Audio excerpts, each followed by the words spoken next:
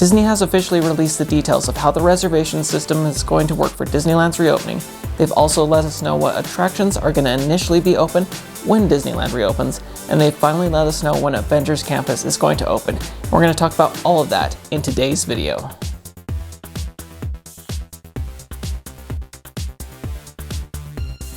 Hey there, I'm Eric D, and on this channel my hope is always to make your next Disney adventure a little bit more magical with tips and tricks, food reviews, and news. So if you haven't already, consider subscribing to the channel.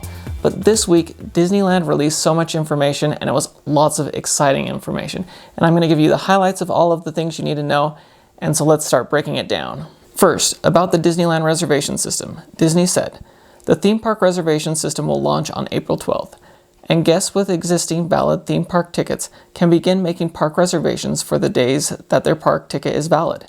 Theme park ticket sales will resume on April 15th. And guests without park tickets may begin purchasing tickets and making reservations. To accommodate as many types of ticket holders as possible, park reservations for select dates may be made available on a rolling basis. Ticket calendars will be updated on a rolling basis.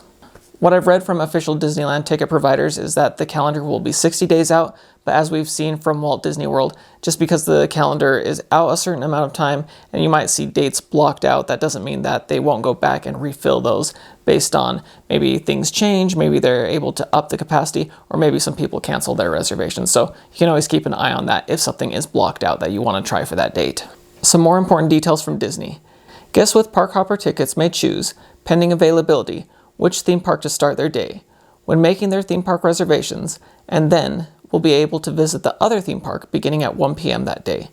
Guests with multi-day tickets will be required to make separate reservations for each day they plan to visit the theme parks. So just because you have a 3-day ticket, that doesn't mean that you automatically go 3 days in a row. When you make that first reservation, you have to make sure you are making each individual day reservation. So you need to look at that calendar and make sure that all the days you want to visit are available.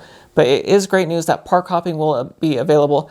Not that you can go into Disneyland at 9 a.m., then California Adventure at 10 a.m., but at 1 p.m. you will be able to start park hopping. So that is great news, something that wasn't initially available at Walt Disney World, and they had to wait a few months. So I'm glad that's going to be available to Disneyland guests right away. And at first, the parks will be open from 9 a.m. to 7 p.m. And then from May 14th on, they will switch to 9 a.m. to 9 p.m. daily. Keep in mind at this point, only California residents can purchase tickets and enter the park based on the state's guidelines and travel restrictions. But the good news for out-of-state guests is that the governor has announced the plan to reopen the state as much as possible by June 15th.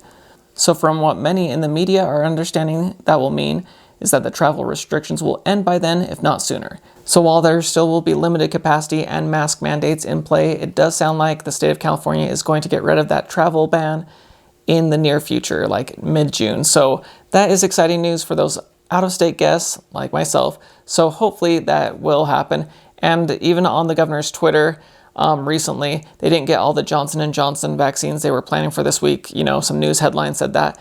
And the governor's office tweeted out, but we're still planning to reopen as much as we can on June 15th. So they're really trying to make a push that, hey, even if things don't go perfectly, we are still opening on June 15th. So it sounds like they are moving forward with that. So hopefully we'll have more information on that. And hopefully Disney will announce soon how that will impact out-of-state guests. And I think Disney will definitely appreciate that change. Well, because I know there's a huge demand to get back into the parks without annual passes, I'm not sure if locals will be visiting as much as they used to, knowing that they're going to be paying over $100 for each day that they visit.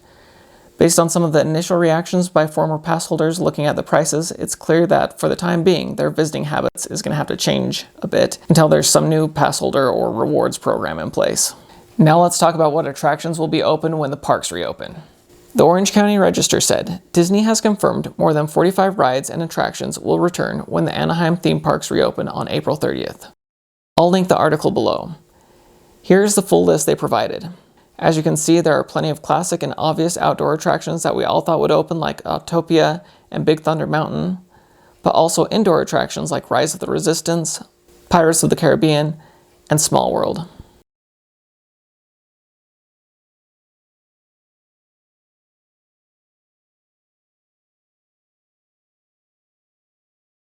Several attractions that won't be returning at this time are actually because of maintenance, like the Matterhorn, and also the Jungle Cruise is receiving its updates.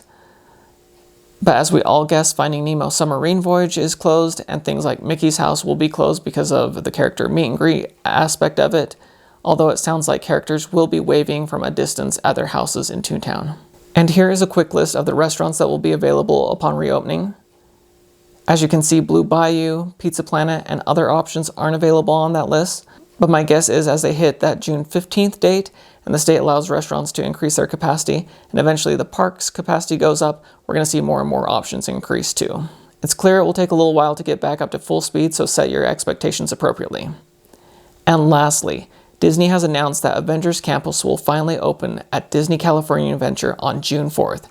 They released a number of images that I'm showing here, plus a new clip of Spider-Man flying through the air. This is such exciting news, and I'm so glad the land will finally open. But I am sad that at this time it is only going to be open to California residents. So even though for over a year I've been wanting to go opening day, I'll be excited to visit as soon as the travel restrictions are removed and they are letting out-of-state guests in. I'll have a video coming out next week all about Avengers Campus, so if you haven't already, make sure you subscribe to the channel. But June 4th is the day for Avengers Campus to open. So I told you that was a lot of news. Very exciting things. In the comments below, I would love to hear your thoughts from Avengers Campus opening date to the plans for Disneyland to reopen. When are you planning to try and revisit Disneyland? Are you in California and you're going to try and go right ahead, or are you going to wait a while till things calm down? If you're out of state, when are you hoping to get back into the parks? Let me know in the comments below. I would love to hear. But thank you so much for watching. Hopefully this video was helpful. If it was, give it a like, and we'll see y'all again real soon. Bye.